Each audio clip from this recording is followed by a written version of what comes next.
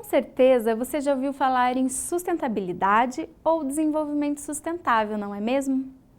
É um termo que está constantemente na mídia, nas empresas, nos setores ambientais, no governo, enfim. Atingir a sustentabilidade é o grande desafio do século XXI. E você sabe quando começaram as discussões sobre a sustentabilidade? Foi na primeira conferência da ONU sobre o meio ambiente, lá na década de 1970. Mas somente na década seguinte, em 1980, é que esse termo foi conceituado. De acordo com a Comissão Mundial sobre o Meio Ambiente e Desenvolvimento da Organização das Nações Unidas, desenvolvimento sustentável é aquele capaz de suprir as necessidades dos seres humanos no presente, sem comprometer a capacidade do planeta para atender às futuras gerações.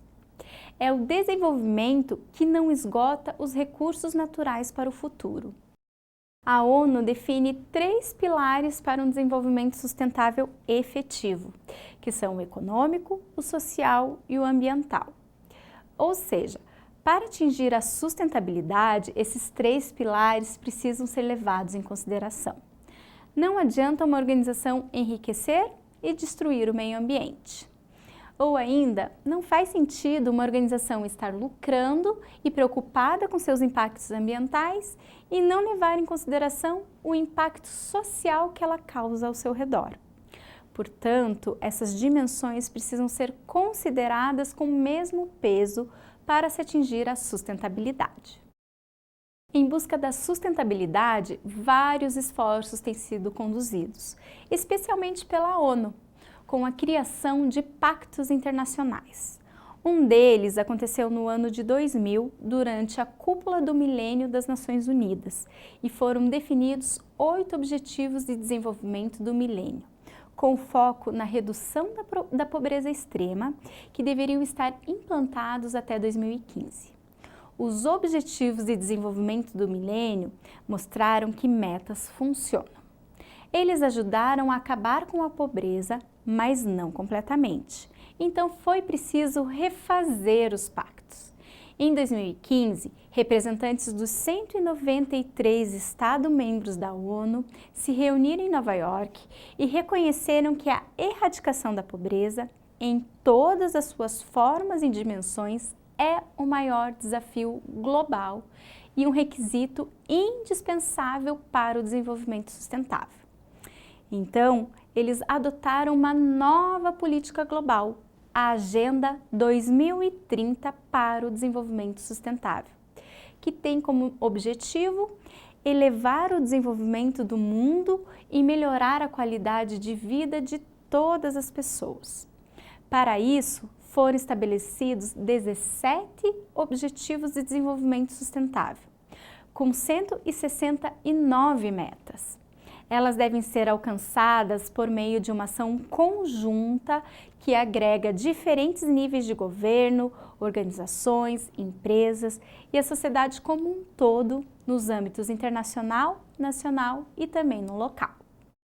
Trazendo todos esses esforços de um desenvolvimento sustentável para o meio corporativo, qual a importância da sustentabilidade organizacional e como conquistá-la?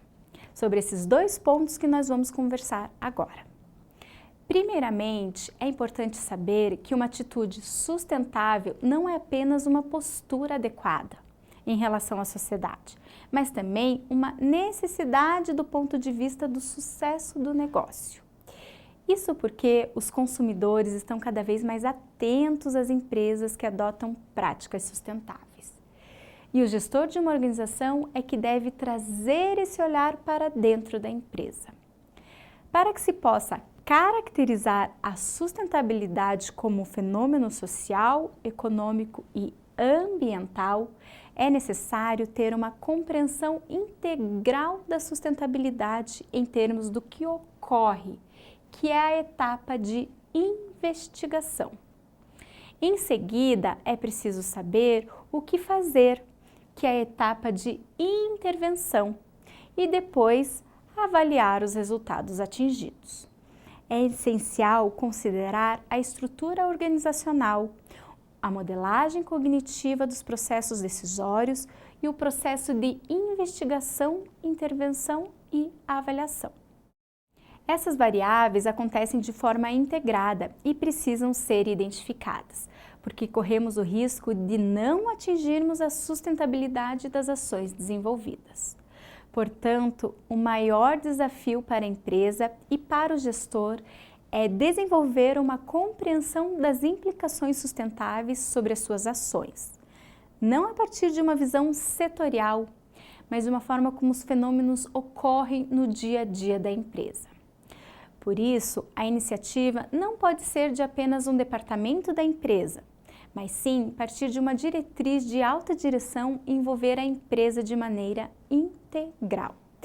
Para que isso seja possível, é preciso começar com uma avaliação interna da empresa, que é a investigação que eu acabei de comentar. É importante desenvolver o diagnóstico interno de uma forma participativa, para avaliar todos os setores e os atores envolvidos. Depois de realizado o diagnóstico interno da organização, é preciso definir um plano de ação para ver quais ações de fato vão ser executadas. E isso para cada atividade definida no diagnóstico. É importante listar todas as etapas, as pessoas responsáveis, os prazos, o orçamento, enfim. Assim, você vai perceber o envolvimento de toda a organização na implementação de uma ação. E aqui eu reforço, o gestor é a pessoa que deve compreender todos os setores e atividades da empresa. Por isso, ele deve atribuir a cada equipe as suas funções.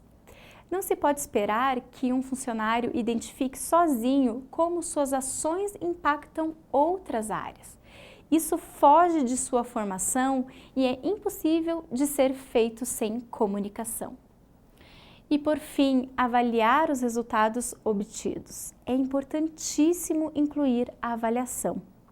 E os resultados positivos devem ser celebrados, assim como medidas corretivas devem ser propostas. Bom, em uma perspectiva de gestão, existem elementos fundamentais em uma empresa: processos, procedimentos, monitoramento e indicadores. Os processos são os fluxos necessários para a realização das atividades necessárias e envolvem os produtos resultantes. E esses processos são operacionalizados em procedimentos, que descrevem exatamente os passos necessários para aquela tarefa, que pode ser o plano de ação que eu comentei agora há pouco. Já o monitoramento diz respeito à observação dos resultados, para verificar se tudo está indo bem ou se pode melhorar, ou seja, é uma avaliação. Esses itens que são monitorados são variáveis do setor, que pode ser, por exemplo, publicações mensais ou objetos produzidos. O monitoramento das variáveis usa números e metas como base de avaliação, que são os indicadores. Esses indicadores são índices calculados sobre variáveis. Por exemplo, a relação entre produção e horas trabalhadas gera um indicador de produtividade. A relação do quanto pode ser produzido em certo período de tempo e com certos recursos, por sua vez, é um indicador de capacidade. Tendo isso como base, você pode estar se perguntando agora: como criar indicadores de sustentabilidade para monitorar e medir os resultados de seus projetos? Lembrando dos 3 pilares da sustentabilidade, que são o ambiental, o econômico e o social, seria preciso criar um indicador geral que englobasse todos os 3. Além disso, a sustentabilidade é geral e não setorial, o que implica que seu indicador deveria ser compartilhado. Isso pode ser bastante difícil de ser colocado em prática. Então, é possível criar indicadores de ações específicas. No entanto, é preciso perceber uma coisa: os indicadores aqui apresentados não são da sustentabilidade em si, mas das ações criadas para a sua implantação. Ou seja, eles indicam bem o andamento das atividades, mas precisam ser avaliados em conjunto e de uma perspectiva macro, para poder gerar conclusões sobre o desenvolvimento sustentável em si. Bom, existem dois modelos de abordagem que podem ser usados nas organizações para se buscar atingir a sustentabilidade, que são o modelo de abordagem política e o modelo de abordagem de projetos. O modelo de abordagem política é baseado no sistema de desenvolvimento e avaliação de decisões estratégicas, como políticas, planos e programas. Ele tem uma abordagem de cima para baixo, por isso ele é conhecido como top-down. Isso significa que os processos são vistos da perspectiva geral e a partir dela, e visto cada componente. Ou seja, é criado um mecanismo abrangente de ação que se desdobra em estratégias variadas. Por isso, esse modelo gera uma avaliação ambiental estratégica e contínua, que permite que os processos se integrem à decisão e ao planejamento. Já o modelo de abordagem de projetos se apoia nos procedimentos de avaliação de impacto ambiental de projetos. Ele acontece de baixo para cima, sendo chamado de bottom-up, e usa a experiência de um projeto já executado para estabelecer as diretrizes dos próximos. Esse modelo pode ser considerado mais discreto do que o de abordagem política, já que requer a existência de iniciativas e resultados prévios para traçar planos de ação futuros. Isso pode se aplicar a uma empresa. Se ela tem maior foco no planejamento e avaliação de políticas, pode valer a pena optar pelo modelo de abordagem política. Agora, se ela tende a avaliar mais os projetos em si, é melhor investir no modelo de abordagem de projeto. É claro que tudo vai depender do contexto específico, mas é preciso avaliar os prós e contras que cada abordagem pode trazer. As oportunidades de cada um e as restrições que podem oferecer também são critérios importantes. O fato é que somente uma avaliação cautelosa das abordagens, em conjunto com a análise do contexto individual, vai permitir a escolha correta da maneira como o projeto de sustentabilidade vai acontecer. E a busca de todas as ações propostas é incorporar as variáveis existentes e as dimensões econômica, ambiental e social. Isso para que a organização tenha uma economia viável e para que suas atividades sejam ambientalmente corretas e socialmente justas.